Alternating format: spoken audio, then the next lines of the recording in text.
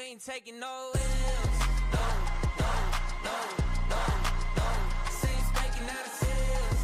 Go, go, go, go. The battle's been won. He said it's done. So we ain't taking no L's. We ain't taking no L's. Hey, we seeing W's all in the chat. It's like a home run straight off of the bat. Lion, the Judah, the cat at the back. I can't dilute it, I'm bringing the facts like I was lost, but now I'm found. Trapped in darkness till you came around. Broken chains all falling to the ground. We ain't taking no L's. No, no, no, no, no. Saints breaking out of sales. Go, go, go, go, the back.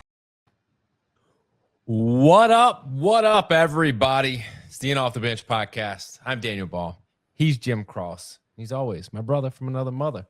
No Ava tonight. That's all right. We're going to roll what we do best, and that's talking sports. But tonight, Jim, we're talking college gymnastics. Me and you, first time, this season, getting to talk gymnastics together? You missed the first two. I've been missing you because I tell the girls that have been coming on, you're the actual gymnastics expert of the two of us. You're the one that got me into it. So I've been missing you.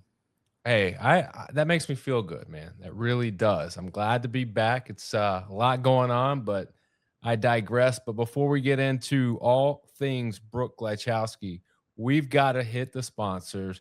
Chinook Seeds, 8 flavors, mild to wild. Go to your local gas station, convenience store, grocery store, pick up the best sunflower seeds in the game.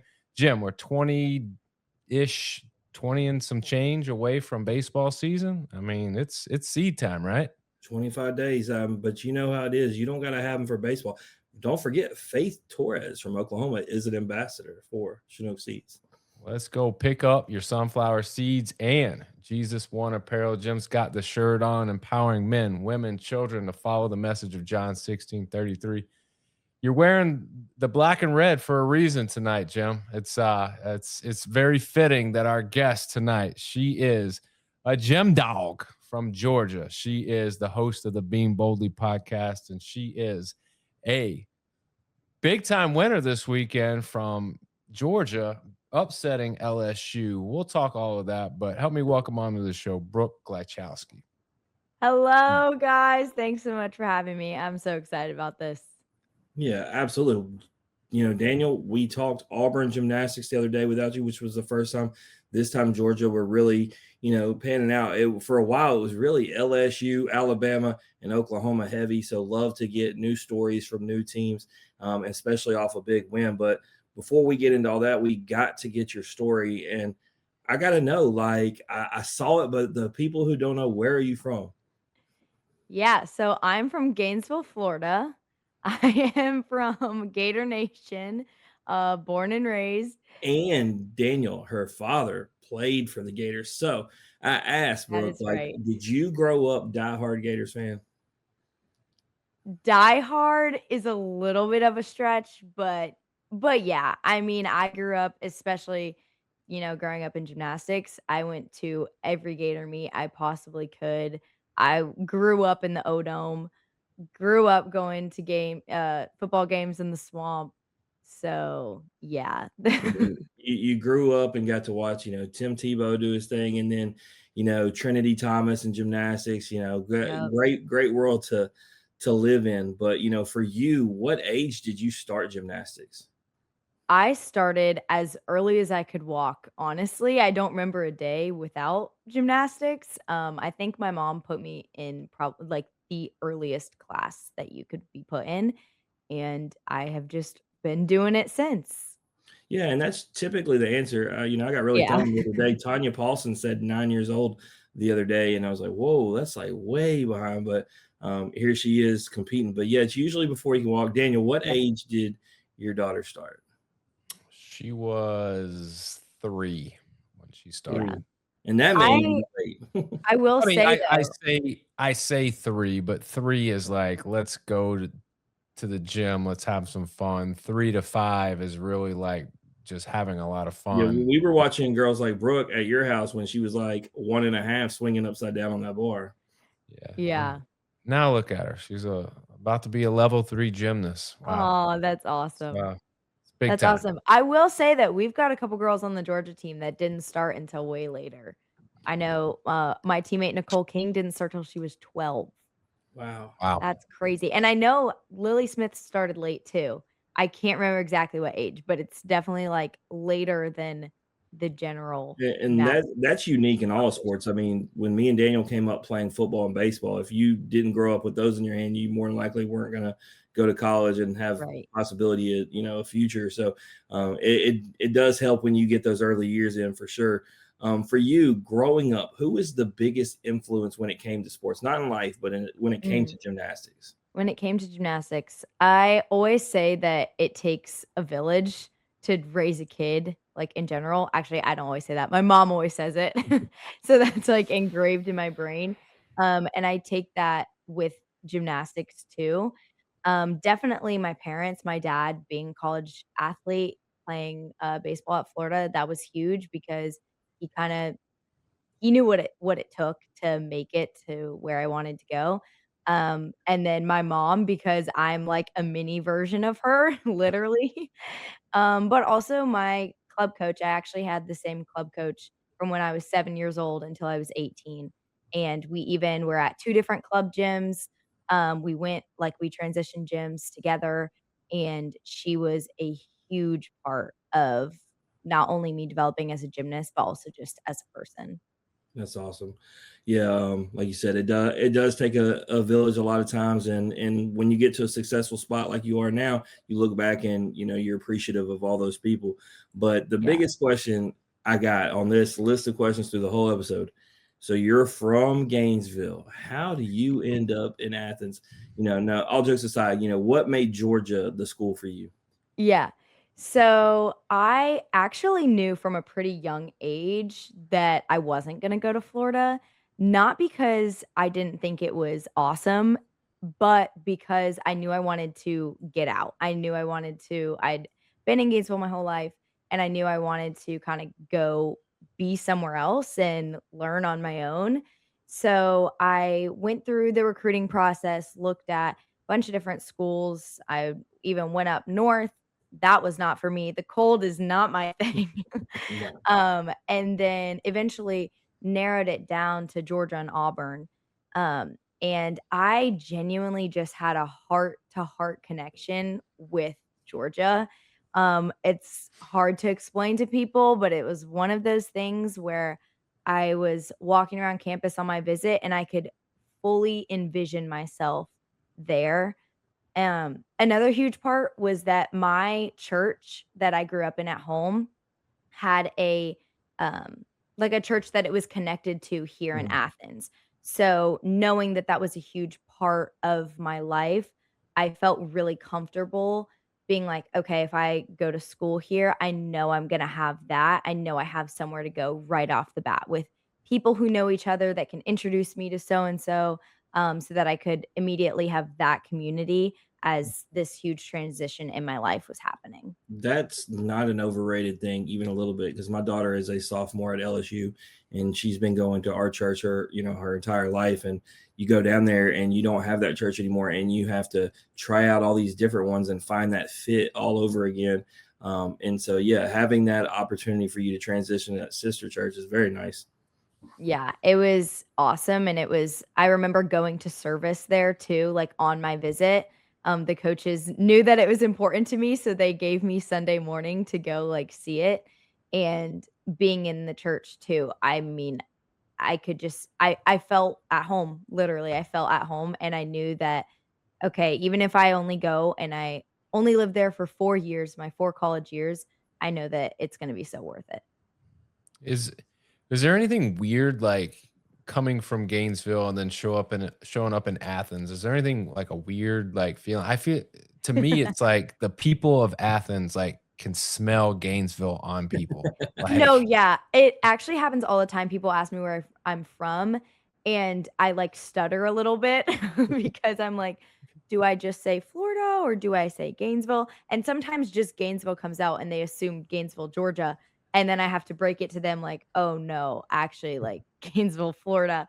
But I think, honestly, for me, I grew up also, my club coach who I said, like, influenced me, like, my entire life, she is a diehard Florida fan till the day that she dies, and she instilled in me more than my parents, like, more than my dad did, that, like, Georgia fans sucked and that they were just, like, bad, bad, bad. It was like red and black, no, no, no. So the recruiting process with my coach was also kind of funny because she was like, I hate Georgia with my guts, but I will support you in whatever you do. And she will only wear a shirt that has my face on it. She'll never wear a Georgia Gymnastics shirt ever. What about But your dad though? Is he wearing the red and black? oh yeah. Oh Okay, yeah. And that's it. fun fact, actually, my younger sister is now at Alabama, and she is the manager for the gymnastics team at Alabama. So we are all over the place, like rivalry Wow. galore. For long, they're just going to erase the record books. Your dad didn't even go there. He didn't I even play mean, in Florida. So, yeah. like, But also, my dad has always been one to support the player more than the team. Like when he knows an individual player on, whatever team he's rooting for, it's like if that player goes somewhere else, like he's going to root for that player over sticking to the team. true. Fair enough. Before we get into gymnastics, I was looking at some things. You are majoring in social entrepreneurship.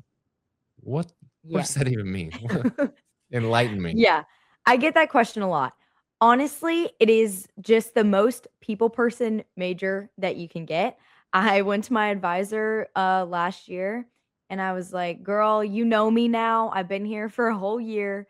You know that I want to do something with people. I want to help people. I want to serve people, and I'm so sick of numbers. Like, get me out of econ, please." And social entrepreneurship is actually kind of like a newer major at Georgia. It's only been around since 2019, but she basically sent me the link to it, and I read the list of all the careers that people went into after having this major. I honestly didn't even look into the major very much. I just looked into the careers that people went into, and it was such a large variety of people person jobs that I was like, "All right, I'm going for it. We're going to take that." What's the end goal with that? When you look at that career list of jobs, what is the job that you have that's on that list or that you want that's going to be on that list? Honestly, I don't know yet. I know we're going to get into this, but having my own podcast has been like the most fun and awesome thing ever. So I'm like really excited to see where that goes. Um but I don't know. Let me ask Not you this, exactly. because Ava's not here. So Ava does the show with us, but she's also a sideline reporter for numerous sports, and she Mhm. prefers people in person. She's if you watch her, she's better on the tape than she is here. Um, do you like in person conversation more? With you doing all the podcast stuff, which way do you prefer? Oh, I for sure prefer in person too. However, that's not always an option, especially when I'm I mean, just like this, you're interviewing people from all over the country. So thankfully COVID kind of set me up for that, all those Zoom classes that we had, where my teachers were like, cameras on, mics on, like we're COVID still is why gonna we talk. started this show. We were bored Yeah. during it, and we started talking sports, and we started interviewing local athletes, and it just took off. Yeah, that's awesome. So I definitely think that was one of the blessings in disguise about COVID is that it did get me kind of used to that sort of connection, even though I do always still prefer in person.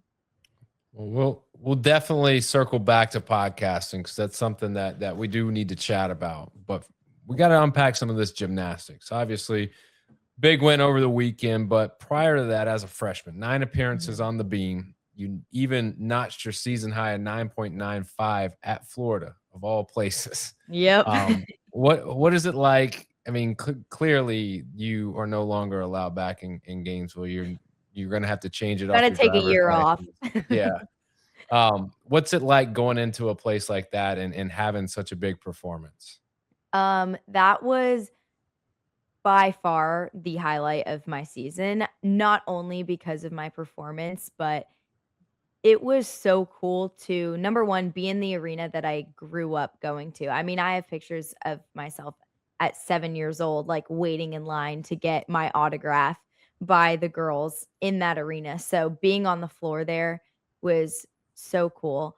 And then walking around the arena, I'm pretty sure everywhere I walked, someone that I knew was like yelling my name. Like so many people that I hadn't seen in years, people that I, had missed from that I used to see every single day, they were all over the arena. Like I remember even just trying to get tickets for everybody. I was asking all my teammates, I was like, please send me all your extra tickets because it was just so cool to have all the people that supported me in the place I grew up and that loved me and helped me grow up all be there.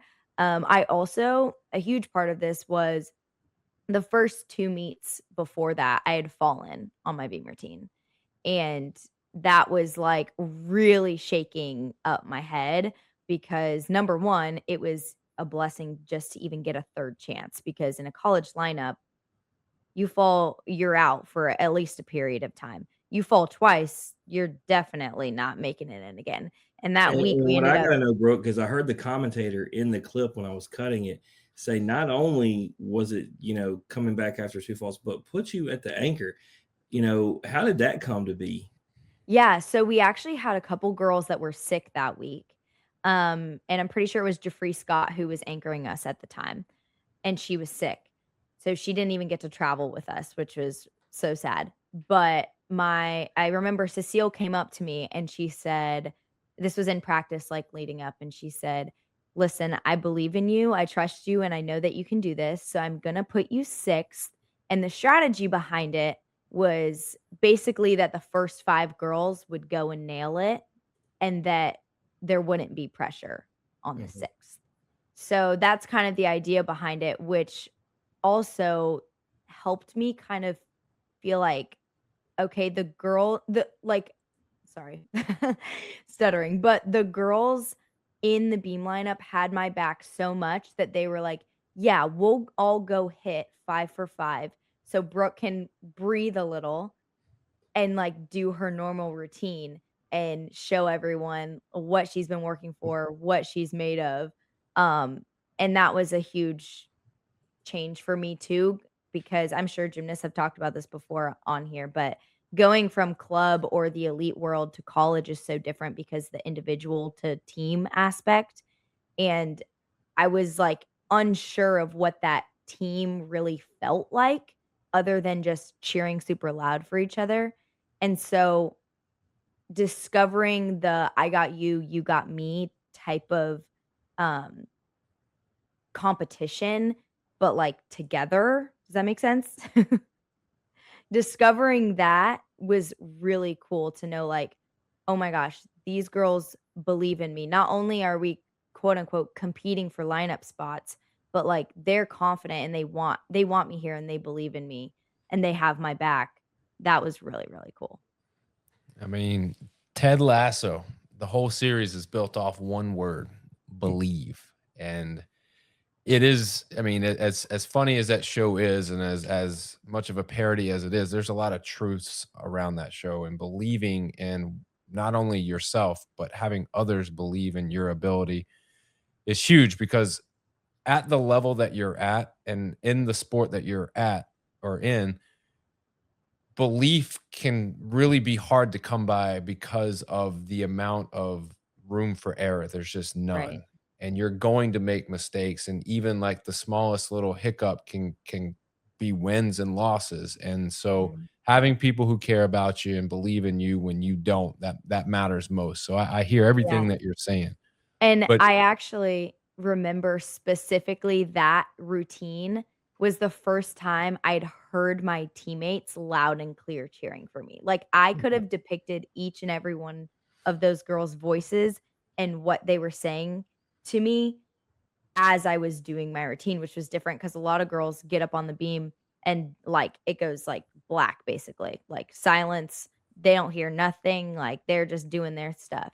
And for me, getting on the beam and then hearing my teammates was like, "Oh, there's that belief. Like I can feel it, I can hear it. It's got a couple different terms. It's being in flow state or being in the zone. It's probably Right. the most like that's when you know that you're ready to compete is when everything is blocked out except for the things that you need to hear.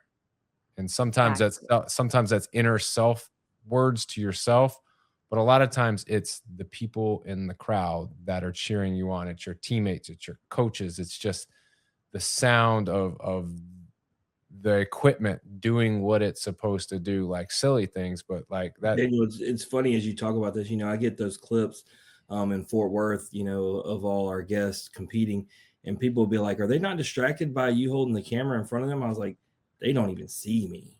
I was like, Yeah. "I don't exist." One of many cameras at this point. But let's get into this. 2-0 right now, 2 victories, including an upset of LSU, 2 ranked victories. You go from the start of the season and all around not being ranked.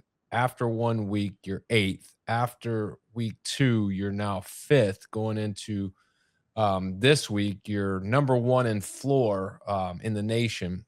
Mhm. So it seems to me like everything is gelling, everything's moving in the direction that it needs to. Obviously, it's a long season, a lot of things that have to happen. But what are the vibes like currently on the team? They got to be high, right? Yeah. Oh, the vibes are so high, yet so incredibly motivated from all 20 girls. It is, I mean, yes, we've had 2 successful meets, but I can say so confidently we have so much more to give. We still had mistakes at both of those meets. We had uncharacteristic mistakes. We had flukes. We have not had our best showing by any means, and we are so excited to gain this momentum kind of early. It's also been a really great confidence booster just for our team as a whole to be like, okay, we're hanging at the top now, and we've proven that. So the vibes are good. The vibes are really good. I mean, that's where you got to be hungry, motivated, got to have the vibes high. But obviously knowing that there are things that you can work on because I think one of the things that can be frustrating in gymnastics is that you could put together this performance and go, man, that's about as solid or as good as we can possibly do based on who's out there, the degree of difficulty, the things that they're doing, and just a clean routine. And you're in the mid 196s and you're like, man, I'm trying to get into 197, close to 198 if I can get into 198. And it's Mhm. you just like having the motivation to know that you can do it. Like when you've done all of those things really, really well, it gets slim. So it's nice to know, like, hey, there's room for improvement, not just like a little bit, like we can improve quite a bit here. Um, but looking at you, 2025, 2026, nominated winner all state NACDA Good Works team. You that recognizes male and female student athletes across all divisions, sports who go above and beyond their commitment to not just the sport, the community, their community service, academic achievement, and athletic performance. To me, an all-around athlete is great when everything's going well in the sport, but it's all of those intangible things outside of the sport, that really make, in my opinion, an all-around athlete something that you should really look and strive to be. So like my daughter, that's the type of athlete I want her to be. Someone who gets it done in the classroom, in the community, but also in the sport as well. What is it like for you, and how much does that mean being nominated for something like that? Yeah, it is, first of all, so cool, and I'm so like, my first emotion that I get is just gratefulness. I know that from a young age, I've known that, or I learned that gymnastics cannot be my whole life. I actually am a worse gymnast when gymnastics is my entire life. Really beginning like through middle and high school as I was transitioning club gyms. My club gym was actually an hour and a half from where I lived. So I drove an hour and a half to and from practice every single day. And most people would say, oh, so you're homeschooled, right? Because how are you going to make that work? And I was like, Mom and Dad, I have to go to school. Like, I have to have these other things You outside of your gymnastics. your social entrepreneurship major would have really suffered if you would have went to homeschool. Exactly. You would have been behind. Exactly. Yeah. But also just the reminder daily as I get to do all of these other things outside of gymnastics that I'm so much more than my sport. I get to do so much more than my sport. And my whole life doesn't revolve around it. My identity doesn't revolve around it. Um, so I find joy in gymnastics, but also so much joy in all these other things. Yeah, I mean that's absolutely amazing. It's very mature for your age. If we're just being 100% honest, because a lot of people don't figure out those kind of things until later. And then being that you understand there's a significant difference. I thought about Alex Irvine talking about it this week on our show. Joy and happiness, right? And hearing you just talk about that joy, and I know why you have that joy, why you have that peace, and I want to get into it. Like, how much has your faith played a role in your gymnastics career? My faith especially over the last year, has truly become the foundation and the rock of my life, and therefore changed my entire perspective on gymnastics, what it is, why I do it, who I do it for. I've been a Christian my whole life, and really in high school started to gain my own faith, really have a personal relationship with Jesus, but there was still this disconnect of on Sundays, I serve with the elementary kids. They're so fun. Then I go to youth group with all my best friends. I go to small group. I'm learning about God. I'm so bold and confident and unafraid. And then I turn around, go to practice on Monday, and that whole hour and a half drive, I'm just anxious, anxious, anxious, anxious. Like head is spinning, holding back tears. And I couldn't even tell you why exactly. Um, and so that was kind of my high school experience of like, this doesn't quite add up. And coming to college last year, my freshman year was a huge just year of maturity and growth in my faith of how to connect these two things and learning or I guess realizing that gymnastics is such a gift from God. Again, it's not who I am, but it's what I get to do, and this is the talent that he's given me. So how can I use that to glorify him? How can I use that to serve him and to serve others around me? It's taught me so much about humility and has just changed my perspective, especially being, college gymnastics is now a team sport.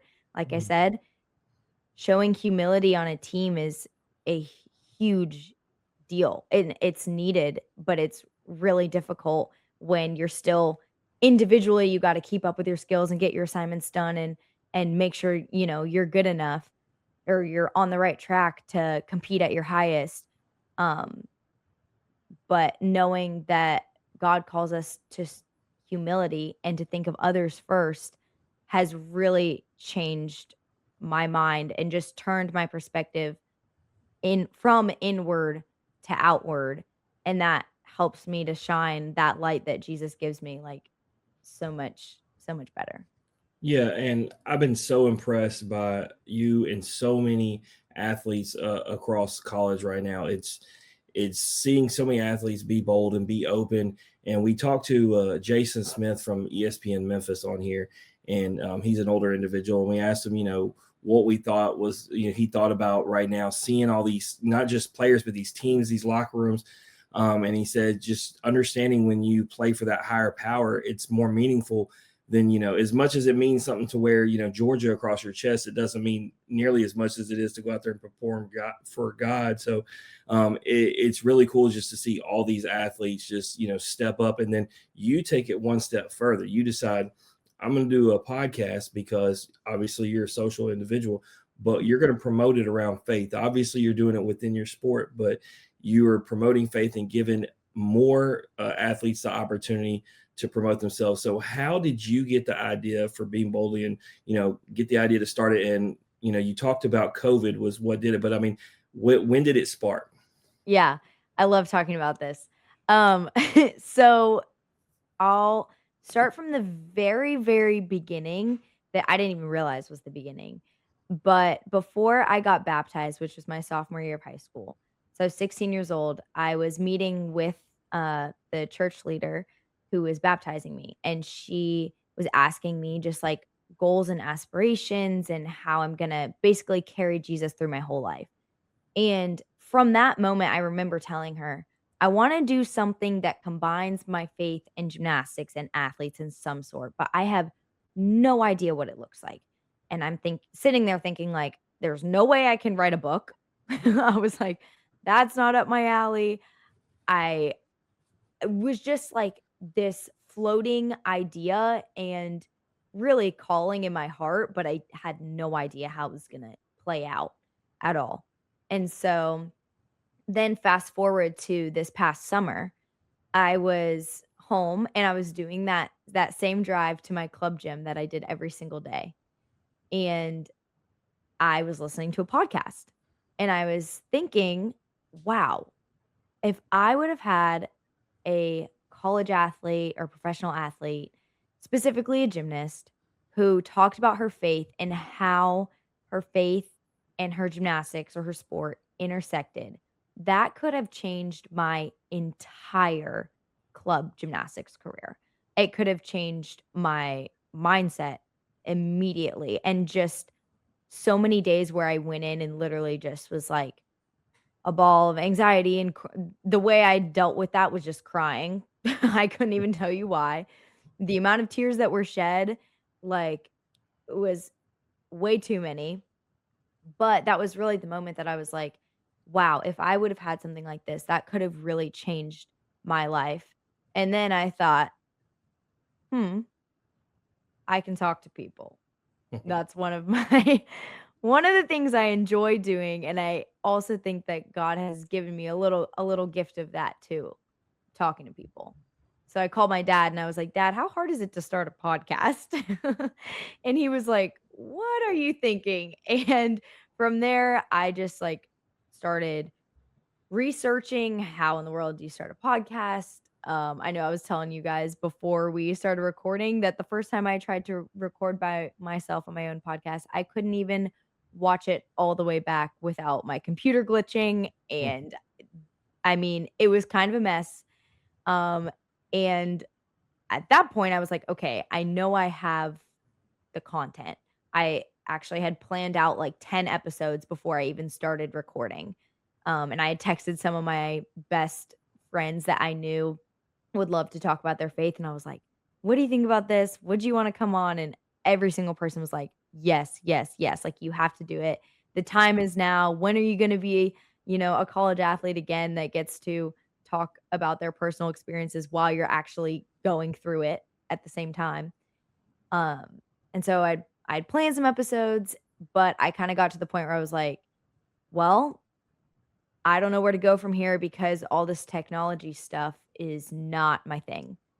And I prayed and I said, God, either make my computer work, tell me this is for a later time in my life, or set something up to where, I have people to work with that help me with this.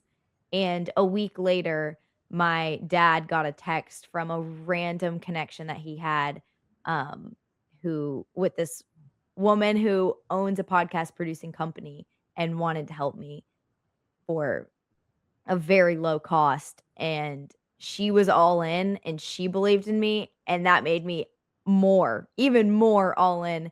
And from that moment, we just started. I recorded like 10 episodes over, 2 months in the fall semester before anything got released.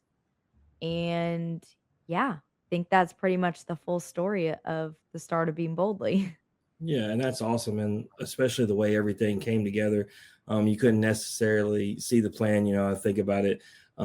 you know, it says that God establishes our steps. We just got to follow the plan. And you were just following, you know, what was out there, and God led you to where you're at. And now the podcast to me is already successful. And it's successful for a reason that Daniel has tried to. I will tell you this, like I told you, you know, in a message, I said my biggest thing I always worried about was worried about the views, right? How many people are watching? And I think about what you said, you know, that young gymnast that gets to listen. And I think back to our very first episode, Daniel, the reason we brought Kaya Johnson on in 2020 was her character more than she was an elite gymnast, even though she was an elite gymnast. And we had so many people reach out to us and say that they listened to that episode. Their daughter listened to that episode. Even had some fans that I met in Fort Worth when they were competing for a national championship that had said they started listening because of Kaya, and these were young gymnasts. So what you're doing, it makes an impact. And, you know, I would say never worry about the numbers, because if you're impacting one, it's worth your time. Right. So, Exactly. yeah. So never get caught up in that. Just keep what you're doing. I saw what you had put on the Instagram story about, you know, you had a listener who was motivated by it. So that's just awesome. And so with that, I wanted to give you an opportunity. You talked about doing these episodes. I know you're releasing them. You know, who's next up? Like, what we got? So next up, let's see. We've got Isabella Magnelli coming on from Kentucky. She just graduated last year. That's going to be awesome. We've got Natalie Walsh, who was a NCAA head gymnastics coach for 20 years. So that will bring a super cool perspective. And then we've also got Carly Patterson, Olympic champion. So that will be super cool. I'm excited. I haven't got to listen to Hannah Shively yet, but we've had 11 of the 18 gymnasts from Oklahoma currently on, and that's one of the ones that we haven't. So I haven't got to really hear her story. I know this is her revenge tour. They've talked about it on TV and everything, and so interested to see. You know, always love stories of adversity and coming back from injury. So I need to check that one out, and so that'll be my plug for you on here, Daniel. We got to make sure that people go check out all the episodes, but definitely go check out that one, because that's gonna be a good one. And her story is really cool. She's incredibly obedient, which was awesome. I mean, just a spoiler. She tells a story about how she was on the Stairmaster as she was coming back from her injury, and she literally felt God put on her shoulders, like, don't get off this Stairmaster until the whole team's done with practice. And she would be on that Stairmaster, which, you know how hard the Stairmaster is, even for just 15 minutes. She said the longest time, or one of the longest times she was on it, was like over an hour. Wow. So if that tells you anything about Hannah and about her story, I don't want no part of an hour on a Stairmaster, Daniel. No. Hannah, she is the Stairmaster. I mean, she named it. She named it. My jaw was on the floor. I was like, I better go get on the Stairmaster now, I guess. There's a lot of things that I would not want to do for over an hour, and I think that's at the top of the list. You would be just fine, though. I've worked out with you for an hour. You're in some of the most ridiculous shape.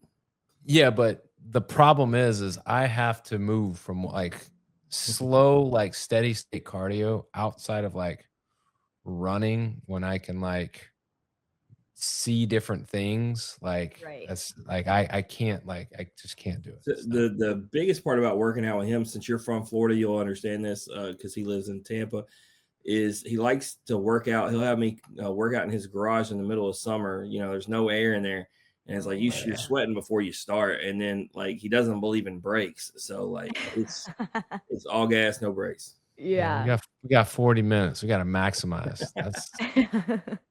That's my life. Well, actually, growing up in Gainesville, the UF Stadium is actually one of the only stadiums in the country that's like open to the public. And we would run stadiums in the middle of summer. Wow. Yeah.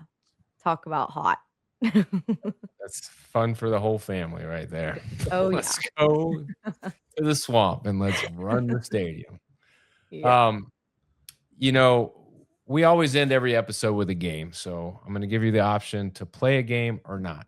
If you choose not to, you're the only guest of like 700 to not play this. I'm just pressure's on. We'll play the game. Let's All play right, the It perfect. actually that would be a lie now, Daniel, but they didn't decline the option. Zach York had to go, and we had to really rush his episode the other day, so he did not play the game. Well, Zach is truly missing out on the game that is sweeping the nation. It's called This or That, Brooke. It's Oh, I very love this simple. or that. I'm going to give you one option, or I'm going to give you two options. You choose one or the other. Can't say both, can't say neither. Very simple, right? All right. Got it. Let's Hey, jump Daniel, into it. I got to tell you this while we have Brooke on. So our other game that we like to play is blind rankings. And anyway, I'm not going to throw any names out there. Obviously, we've had a few gymnasts on recently. Anyway, they did good on the blind rankings, except they did not know who Danielle Severs was, and I was floored. They didn't know what to say. Wow. Should have said, and that's our episode for tonight, ladies and gentlemen. Oh, Danny is awesome. Danny is That so cool. she was so open with her faith before we were even like going that direction and asking that question. So that's what makes that great is the fact that we didn't even have to ask it. She wanted to share it Yeah. regardless. You might see her on Being Boldly soon There we too. go. Hey, people love to hate on Oklahoma because they win a lot, but I will tell you that they do have the culture of Jesus in their locker room. Over the few years, every girl that we've had has came on has talked about their faith. You see the way if you follow them, the way they interact and they quote scripture and all that. And we actually just delivered some Jesus One hoodies to them today. Awesome. So it's pretty cool. Like, put aside the fact that you get tired of them winning. If you're a fan, they're just amazing young women. Yeah, and I've learned that now from talking to Jordan Bowers and Hannah. And I knew a little bit, but I didn't know how prevalent it was. And it was really cool to hear them talk about their teammates, like helping them in that way. Sometimes it can feel like, either you're trying to just get your teammates on board or like you're kind of the lone wolf, like this is how you live your life, but no one else who's close to you is doing it with you. And it was really cool to hear how having a whole team like that, or majority of the team like that, I mean, it's clearly doing something not only in their gymnastics, but just in the country. It's something that you've seen from year to year. Like it's something different going on. But hey, I'll say this, Daniel, you know this. There were 3 teams that had ordered shirts from us last year, and when we had them on, they talked about their culture. And look, following God does not guarantee that you're going to win on the field or in the gym, but the fact was Ohio State football was first, and they won. Wow. Then Oklahoma gymnastics, and then LSU baseball. And so that's why we had ended up asking Jason Smith that question about these teams following Jesus. And that's when he said playing for that higher power as opposed to yourself just changes everything. It really does. And a lot of people say that would be, oh, what a funny coincidence. I don't think that's a coincidence at all. No, God is in every single part of that. So cool. Well, all right, let's jump into this game. We'll start off real easy. First question: who has better food, Gainesville or Athens? Easily Athens, by far. What's the go-to spot in Athens? This is actually what I tell most recruits when they come, and if they tell me they're visiting Florida too, I say, "Listen, I'm from there. Athens has better food, better restaurants by far." Let me think. Off the top of my head, Chuck's Fish, so good. 5 Bar, also super good. They're actually owned by the same people, so both their restaurants are just awesome. And then Emmy Squared Pizza, super good. Top 3. That'd be my spot, Daniel. Never heard of any of them. Yeah, pizza's my thing. Daniel, I'll be honest. When I was at Clemson, I really wanted to try a bunch of restaurants, but I was there at the gymnastics meet on a Friday night, and then I went to look at all these restaurants, and I was like, I really didn't want to be the old guy who was hanging out in the college scene, so I chose not to. I mean, there's no age limit for good food, man.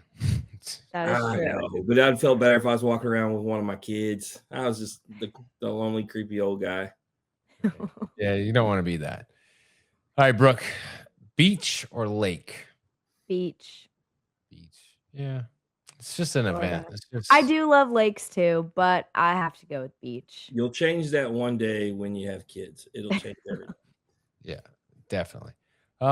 Movie or TV show or just like a show? Probably movie. It's really hard for me to watch a show and be like consistent with it just because the schedule gets in the way and then I forget about it. I'm the opposite. Oh. It's hard for me to devote 2 hours to sitting and watching one thing. I can devote 30 to 45, maybe an hour of time, but it does take me a long time to finish episodic seasons. So, there's a give and a take there. But movie-wise, what's your favorite movie? That's a really hard question. I feel like this is one of the unless you're just a movie buff, but like for the general person that watches movies, not all the time, but on a frequent basis, I think if you ask anybody what's their favorite movie, it's a tough question to Hey, answer. I will blow your mind, Brooke. I want you to go look up at a picture of Ella Murphy after this from Oklahoma. Mhm. Her favorite movie is How to Lose a Guy in 10 Days. She looks identical to Kate Hudson at that age. She does. It's crazy. That's funny. We watched that on as a team on our bus ride home from the last meet. Coincidentally, that's Jim's favorite movie. Hey, could be. He I likes rom-coms. I'm not gonna lie. I do like.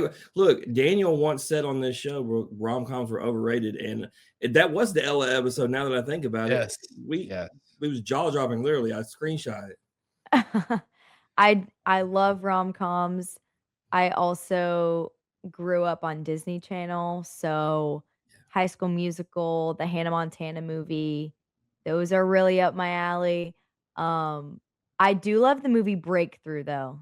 That's one that will get me in tears every single time. Have you guys seen that movie? Mhm. Yeah. No. Oh. Can't say. Don't take it personal. He hadn't seen a lot of movies. I prefaced our conversation about this question with the fact But now that he likes to give out homework assignments to our guests. Now he gets the homework assignment. That's the next movie when you go to watch one. Breakthrough. Go Well, watch is it Breakthrough. a rom-com? It is not a rom-com. Okay, now I have a shot of watching. I think it's a true story, actually. There you even go. better. Even Yeah. better. Better music, Forrest Frank or Brandon Lake? That's This difficult. is the second of those toughest questions when you ask Mhm. people.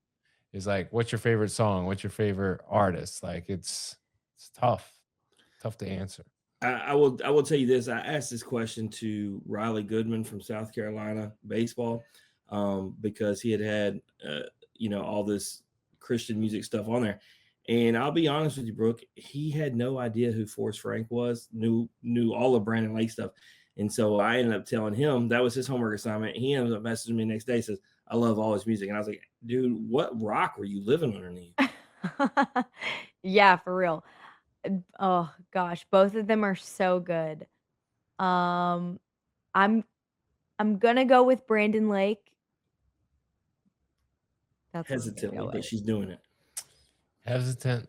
Hey, You definitely wanted to break Right. the rules and say both. I Yes. really You're did. good. All right. Follow up to that.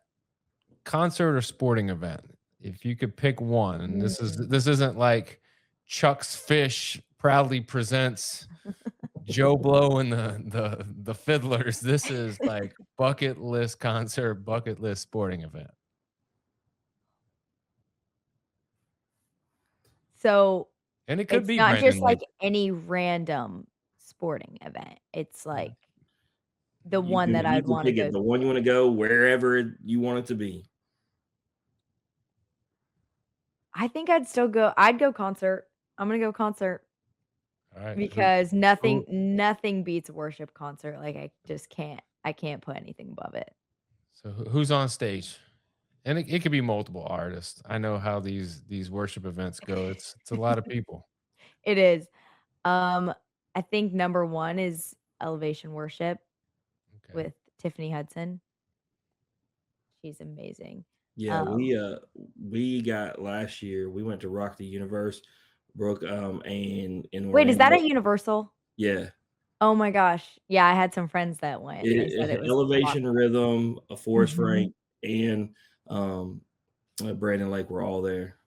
Yeah, that is so cool. I will say another one of my favorites is Josiah Queen. He's awesome. My wife and son. My son is slowly taking the Christian music. He's 13. Okay. Anyway, he is all about Josiah Queen, and so she's going to take him to his first ever concert in Nashville in March to Josiah. He So he's so good in concert too. I got to see him in November. Oh my gosh. I went with 2 of my teammates. He was like number 1 even better in concert than like just on the radio or whatever, but he was so like interactive with the crowd and he came down into the crowd, he jumped into like the pit at one point and that made it like just even more like that's awesome. fun and just cool and yeah, it was Well, awesome. hopefully at my son's first concert, we'll get some cool stories like that. I've heard he goes in the pit quite often. So if he gets pit tickets, Nice. tell him to beware. Got a shot. Tell Jackson he better go to the gym. Better get big. Gonna be in the pit. You know All how right. my son's built. He ain't fixing to be big anytime soon. That's all right. So obviously from Gainesville in Athens, 2 football places. If you haven't heard, there's a big football game on right now. There is. I actually couldn't even believe we scheduled this. In Like Indiana, I didn't even put it together. well, so fun fact, we've scheduled an episode on this night for every single year. And there have Wow. been times where the guest is like, hey, can we like maneuver this? And we do. Tonight wasn't one of them because, I mean, it's Miami and Indiana. Not that they're not deserving of being in a national championship game, but like if I had to pick at the beginning of the season, like wouldn't have been my pick. But No, not at all. here we are, and I'll give you a little cheater. All right. Okay. Indiana scores 10 points, 10-0 going into halftime. Mhm. Come out, go 3 and out. Miami scores in 2 plays, 10-7 right now. Who you got? Indiana, Miami. Indiana. Ooh, Easy. Smart play. yeah. I mean, think they've had it in their blood since the beginning, and I can just that's my gut right now. And I got something for y'all. Fun fact: this is what they were wearing this morning. wow. Mm-hmm. That's another reason. Add it to the list. Indiana, just go ahead and Yeah. pencil them in. Go Yep. ahead and like stencil their name on the trophy. It's done. Tell me though, we have heard. I've never been to a game in Athens. I have heard that Georgia is just absolutely electric. I assume you've been to the games. Oh, I've been to the games. Yeah, they're awesome. We got Daniel. That's not too far for you. We can make it over to Athens. To Athens? Yeah, no, it's probably actually like 6 hours for you, isn't it?